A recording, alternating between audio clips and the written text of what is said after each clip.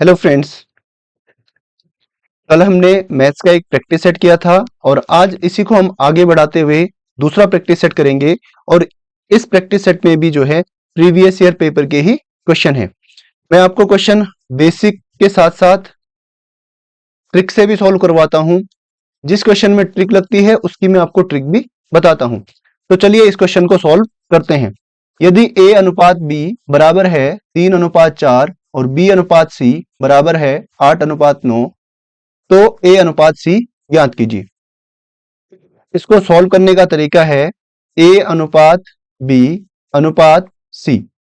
सबसे पहले यहाँ पे a और b का रेशियो है तो 3:4। उसके बाद b और c का रेशियो है तो 8:9।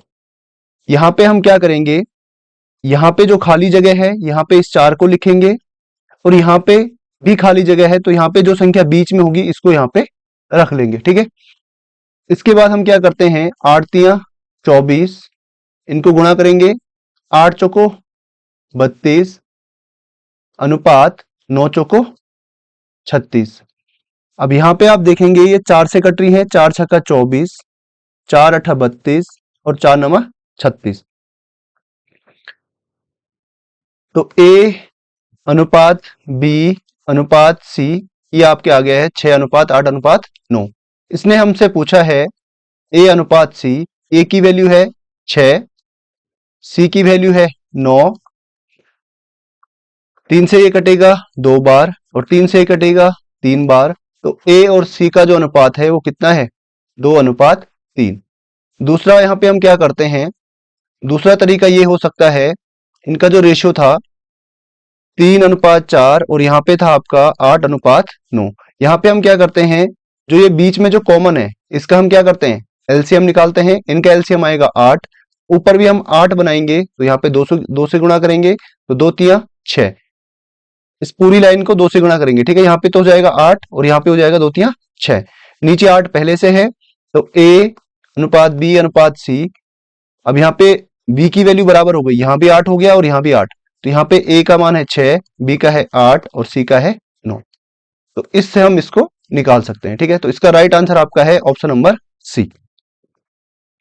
नेक्स्ट क्वेश्चन है, यदि x की वैल्यू 1 है तो निम्नलिखित बीजगणितीय व्यंजकों का मान निकालो।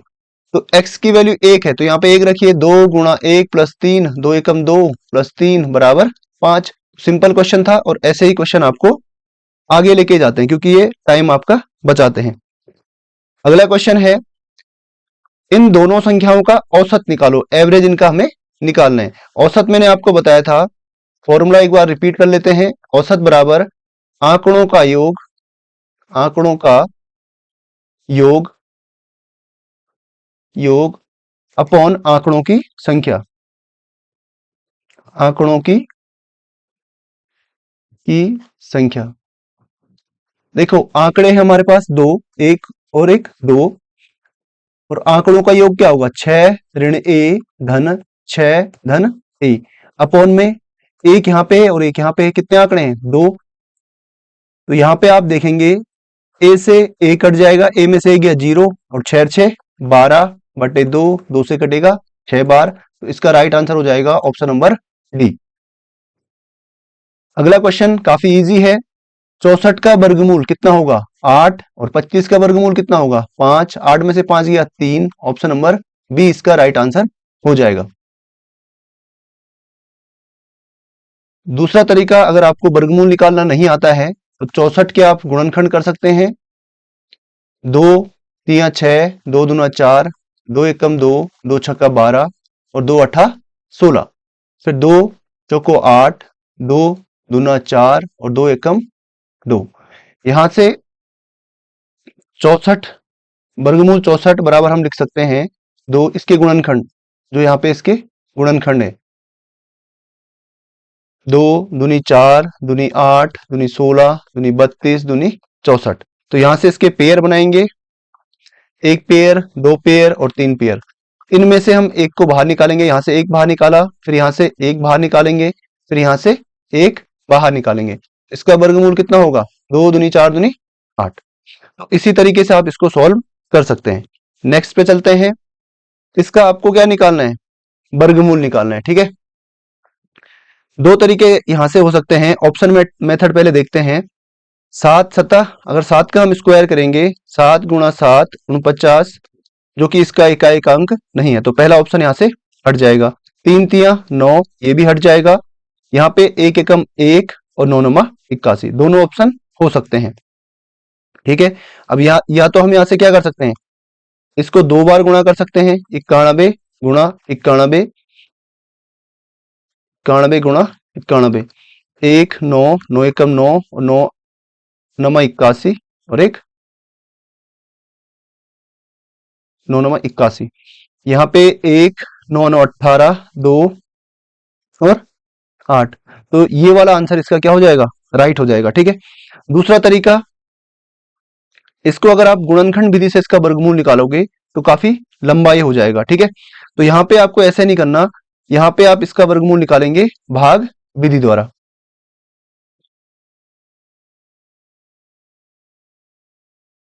तो भाग विधि के लिए हम क्या करते हैं, सबसे पहले राइट साइड से यहां से दो दो के हम जोड़े बना लेते हैं या पेयर बना लेते हैं।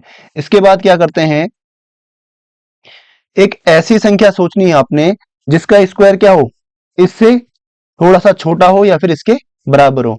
तो ऐसी कौन सी संख्या है, तो 9×81, 9×81, तो 9 का स्क्वायर इससे थोड़ा सा छोटा है।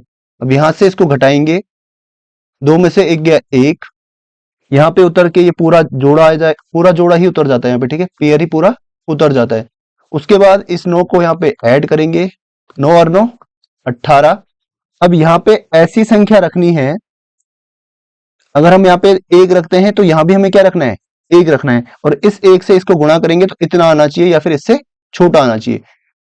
1 से अगर हम गुणा करते हैं तो इतना ही आएगा और यहाँ पे आ गया 0। इसका जो वर्गमूल है वो कितना आया, 91। ऑप्शन नंबर सी इसका राइट आंसर हो जाएगा। एक बॉक्स में 20 किलो गोलियां हैं। ठीक है, प्रत्येक गोली का वजन 40 ग्राम है। बॉक्स में कितनी गोलियां हैं। देखो, जिन लोगों की मैथ्स अच्छी है या जिनकी प्रैक्टिस ठीक ठाक हो गई है, वो लोग क्वेश्चन पढ़ के उनकी प्रैक्टिस कर सकते हैं और बाकी जो सॉल्यूशन है उसको स्किप कर सकते हैं।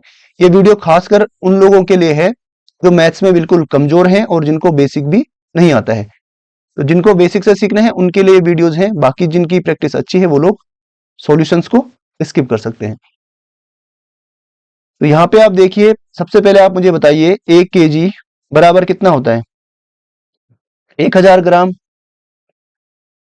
ठीक है, तो हमारे पास कितना है, 20 kg, 20 kg गोलियां हैं, इसकी वैल्यू कितनी होगी, 20 × 1000 बराबर 20,000 ग्राम, 20,000 ग्राम। अब एक गोली, प्रत्येक यानी एक गोली का वजन 40 ग्राम है। एक गोली का वेट कितना है, 40 ग्राम है ना। यहां से अगर मैं इसको उल्टा करूं, 1 ग्राम 40 इसके साथ गुणा में है, वहां जाएगा तो भाग में, 1/40 गोली। भाई 1 ग्राम में कितनी गोली आती है, 1/40। इसको मैं उल्टा भी लिख सकता हूं, 1 ग्राम बराबर 1/40 गोलियां। ऐसे ही हमारे पास टोटल कितना ग्राम है, 20,000 ग्राम है। 20,000 ग्राम बराबर हो जाएगा 20,000 गुणा 1/40। ग्राम की वैल्यू क्या है, 1 ग्राम की वैल्यू है इतनी, 1/40 गोलियां। अब इसके बट्टे में मैंने आपको पहले भी बताया था, किसी भी संख्या के हर में हमेशा क्या होता है, 1 होता है। अगर यहाँ पे 0 है तो इसके हर में भी 1, 2 है तो इसके हर में भी 1। इसके बट्टे में क्या है, 1। अब यहां से हम काटते हैं, 1 0 से 1 0 कट गया, 4 से कटेगा ये 20 5 बार और 2 0 इस पे बचे हुए हैं, तो आंसर आपका आ जाएगा 500। इसमें होंगी आपकी 500 गोलियां। नेक्स्ट क्वेश्चन, x + y का होल स्क्वायर बराबर 100 और x + y का होल स्क्वायर बराबर 16 है। सॉरी, यहाँ पे माइनस है, x - y का होल स्क्वायर बराबर कितना है, 16 है। तो x का मान ज्ञात कीजिए। तो x प्लस वाई का होल स्क्वायर बराबर है आपका 100। x माइनस वाई का होल स्क्वायर बराबर आपका है 16। दोनों ही समीकरणों को अगर हम क्या करते हैं, दोनों ओर वर्गमूल करते हैं। यहां पे हमने वर्गमूल किया x प्लस वाई का होल स्क्वायर बराबर वर्गमूल 100। तो इसकी वैल्यू क्या होगी, यहां पे दो बार है तो एक बार क्या होगा, बाहर आ जाएगा, बराबर 100 का वर्गमूल कितना होता है 10। ये हो गई आपकी पहली समीकरण। इसी तरीके से इसको अगर हम सॉल्व करेंगे तो ये x माइनस वाई बराबर होगा, ये किसका वर्गमूल होगा 16, 4 का। ये दूसरी समीकरण। अगर हम दोनों समीकरणों को जोड़ दें तो y से y कट जाएगा और यहाँ पे बचेगा 2x बराबर 14 और x बराबर यहाँ पे आएगा 14/2, क्योंकि x के साथ 2 किस में, गुणा में, वहां जाएगा तो भाग में।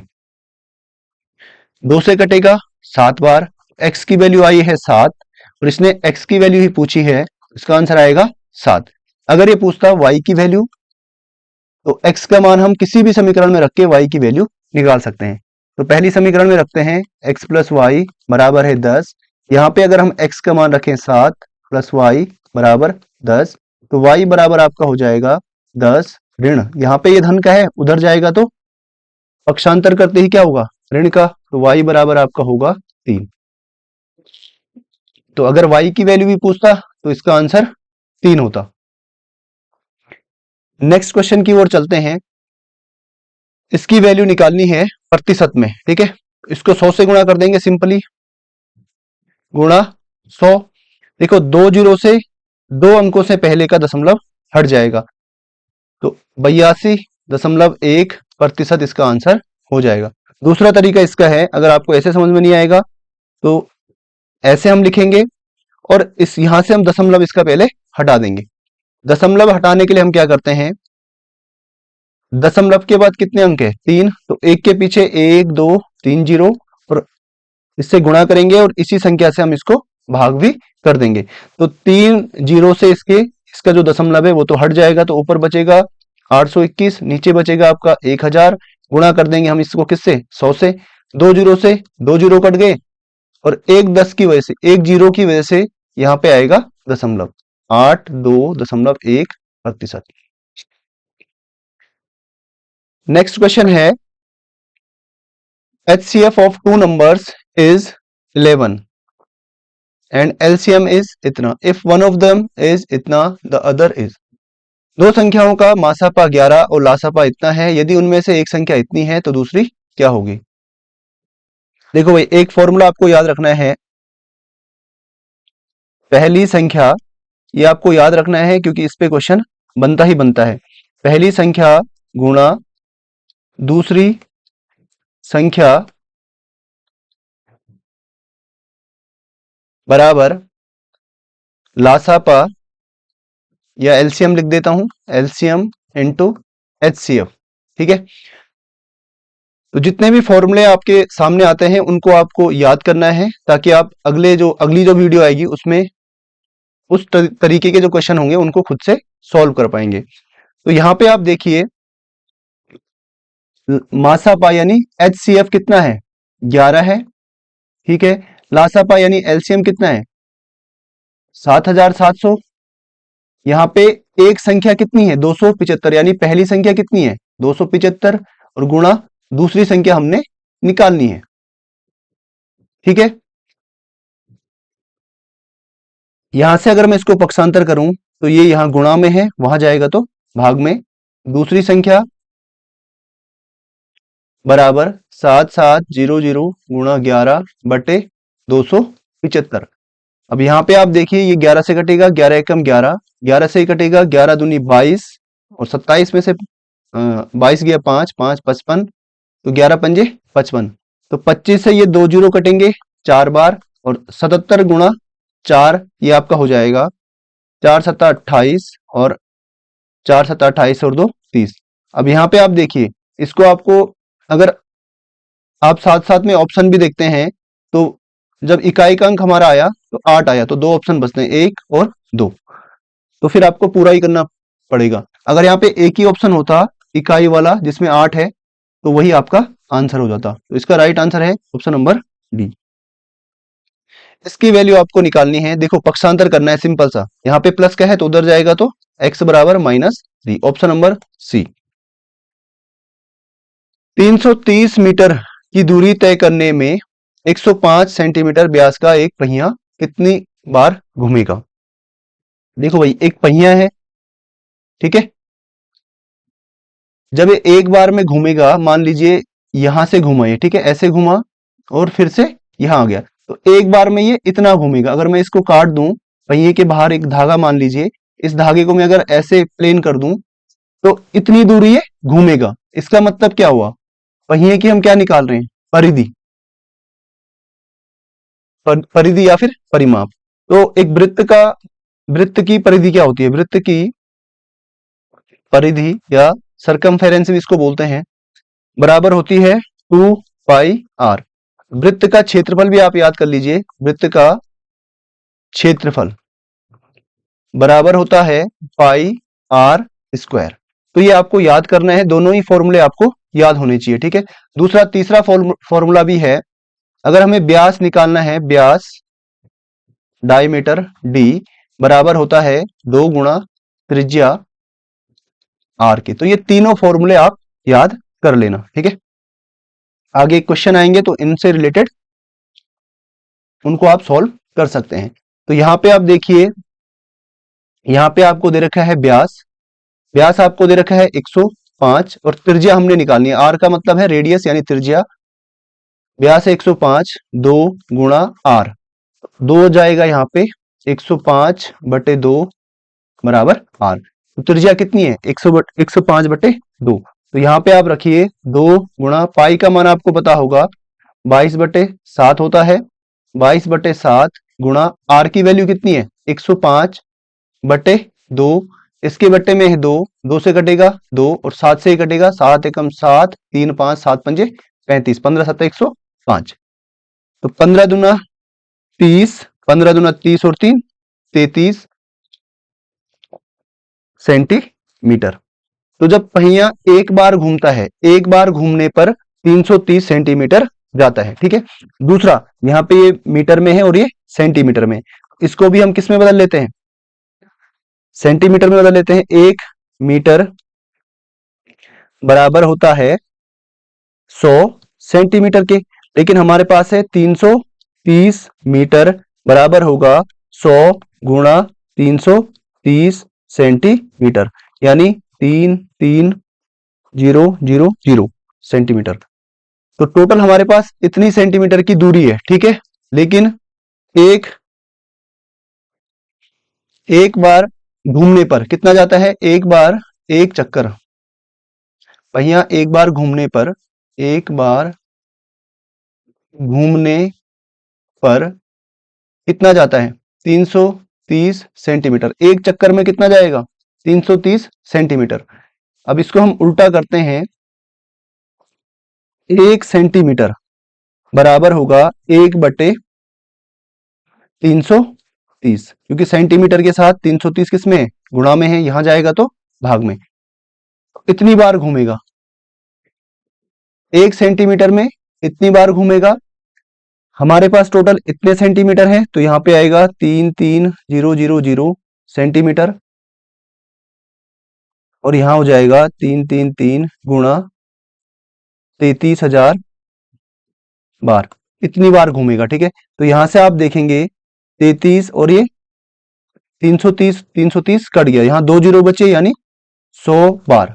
तो कितनी बार घूमेगा, 100 बार घूमेगा, ठीक है।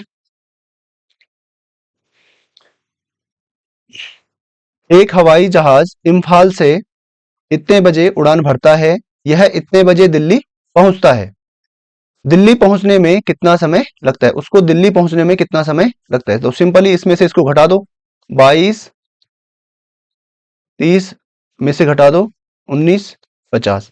अब यहां पे आप देखिए ऊपर छोटा है और नीचे बड़ा है, तो ये हावर्स हैं और ये मिनट है, ठीक है। तो यहां से अगर मैं 1 घंटा हासिल लेता हूं, 1 घंटा कितने मिनट होते हैं इसमें 60 मिनट, और 30 मिनट पहले से ही है, तो टोटल कितने मिनट हो गए 90 मिनट। तो यहाँ पे आपके पास हो जाएंगे 90 मिनट, 90 में से 50 घटाएंगे तो 40 मिनट। इसके बाद 22 में से 1 घंटा तो हमने हासिल दे दिया, तो यहाँ कितना बचा 21। 21 में से 19 गया 2, तो 2 घंटे 40 मिनट का समय उसको लगता है। सिंपल क्वेश्चन है, इसकी वैल्यू आपको निकालनी है 2x। इसको अगर हम पक्षांतर करेंगे, यहाँ पे माइनस क्या है वहां जाएगा तो बराबर +5, और x की वैल्यू आपकी आ जाएगी 5/2, क्योंकि x के साथ 2 किस में है, गुणा में, वहां जाएगा तो भाग में। Option number C. यहाँ पे आप देखिए ये कुछ ऐसा है, 18/9 ऋण 27/3। तो इसको पहले सॉल्व कर लेंगे। 9 से कटेगा 2 बार, 3 से ही कटेगा 9 बार, तो 2 ऋण 9। अब देखिए 2 में से 9 घटता तो नहीं है ना, लेकिन 9 में से 2 को घटाएंगे तो कितना आएगा 7। लेकिन 9 किसका है, माइनस का, तो इसके आगे माइनस का साइन। ऑप्शन नंबर सी। इसको अगर हम सॉल्व करते हैं तो मैंने आपको पहले ही बताया था, अगर हम गुणा करते हैं और 2 जीरो हैं, इन 2 जीरो से यहां से इसका दशमलव हट जाएगा। तो अब सिंपल सा यहाँ पे 7 और 2 बचा है, तो 7 दूना 14 इसका आंसर हो जाएगा। उम्मीद करता हूं आपको चीजें समझ में आई होंगी। वीडियो को शेयर जरूर करना और लाइक भी करते रहना। तो मिलते हैं आपसे अगली वीडियो में, तब तक के लिए साइनिंग आउट।